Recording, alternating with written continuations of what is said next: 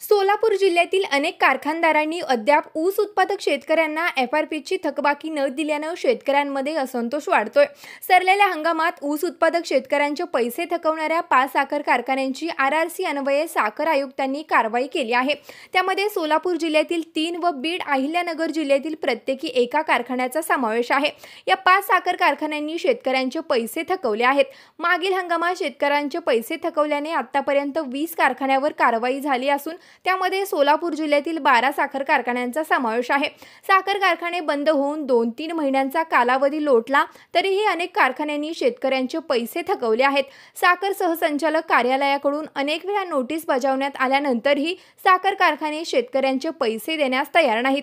मात्र अनेक कारखाने एफआरपीची रक्कमही देण्यास तयार नाहीत। अशा राज्यातील 20 साखर कारखान्यावर 2 टप्प्यात आरआरसी अन्वये कारवाई करण्यात आली। पहिल्या टप्प्यात 15 साखर कारखान्यावर केलेल्या कारवाई सोलापूर जिल्ह्यातील 9 तर दुसऱ्या टप्प्यात कारवाई झालेल्या 5 कारखान्यामध्ये सोलापूर जिल्ह्यातील 3 कारखाने आहेत।